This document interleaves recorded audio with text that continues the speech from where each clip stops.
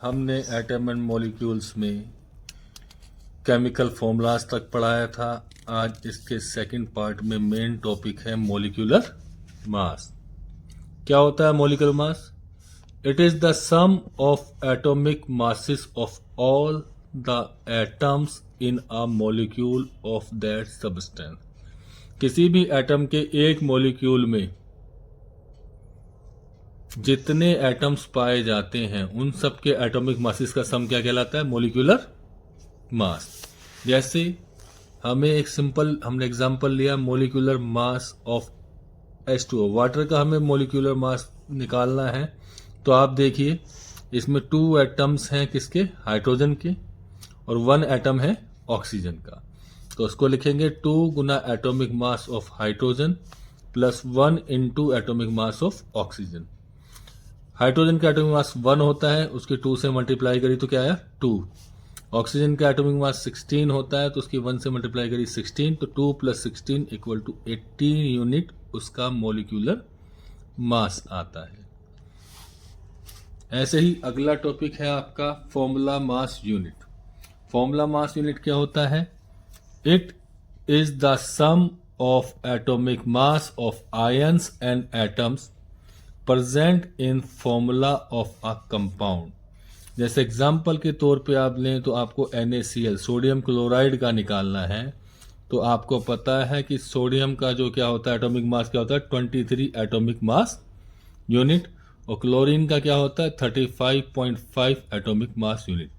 इसको सीधा हमने जब फॉर्मूला यूनिट मास निकालना है तो फॉर्मूला रखा Na+Cl, तो 1 इंटू Na का कितना है मासिस? 23 प्लस 1 इंटू क्लोरीन का कितना? 35.5, 1 की 23 में गुना करके 23 आई, प्लस 1 की 35 में मल्टीप्लाई करके 35.5 आया, तो मुड़ के कितना हो गया? 58.5 यूनिट इसका क्या आया? Formula unit mass. अब इस चैप्टर से रिलेटेड एक मेन टॉपिक आता है ion. What is ion? Ion को आप कैसे डिफाइन कर सकते हैं? An ion is defined as an atom or group of atoms having positive and negative charge. जैसे हमने यहाँ देखा सोडियम, सोडियम पे प्लस क्यों है?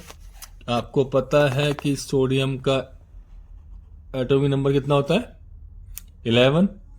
यदि इसको हम क्लासेस में बांटें, फर्स्ट क्लास में 8, सेकंड में फर्स्ट क्लास में 2, सेकंड में 8 और थर्ड में फर्स्ट, तो ये एक इलेक्ट्रॉन को देगा, क्योंकि इसको एक इलेक्ट्रॉन देना पड़ेगा अपनी क्लासेस को पूर्ण करने के लिए 8। यदि ये 7 लेता है तो ज़्यादा एनर्जी लगानी पड़ेगी, एक को छोड़ने में कम एनर्जी लगानी, तो ये 1 दे देगा। तो इस पर क्या पॉजिटिव हो गया? Na+। क्लोरीन, क्लोरीन का एटॉमिक मास होता है 17, वो एटॉमिक नंबर होता है 17।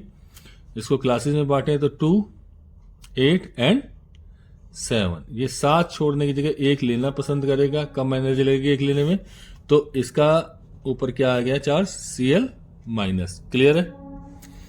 Chemical formula of ionic compound बनाना है, जैसे हमें सोडियम कार्बोनेट का बनाना है। जब हम वैलेंसी निकालेंगे तो इसका आयंस कितना होगा? Na+ और उस पर 2-।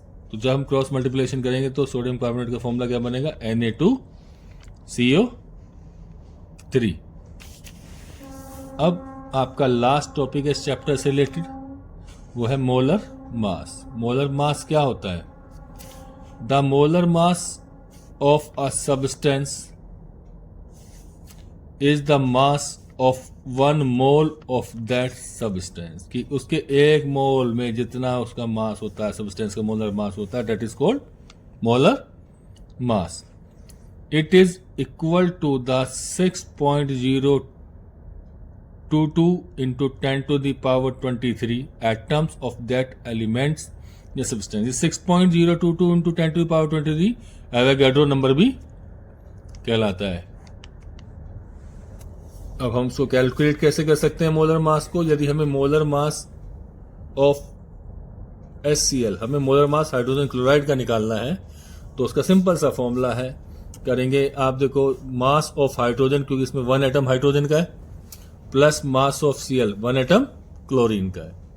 आपको पता है कि मास ऑफ हाइड्रोजन कितना है? 1, प्लस क्लोरीन का कितना? 35.5। दोनों को आप ऐड करोगे तो क्या आएगा 36.5 ग्राम पर मोल। ग्राम पर मोल इसकी यूनिट है। नंबर ऑफ मोल्स निकालने हैं तो उसका सिंपल सा फॉर्मूला, जो आपको मास दिया हुआ है गिवन मास, उसको आप उसके मोलर मास से डिवाइड कर देंगे तो आपको नंबर ऑफ मोल्स पता लग जाएंगे।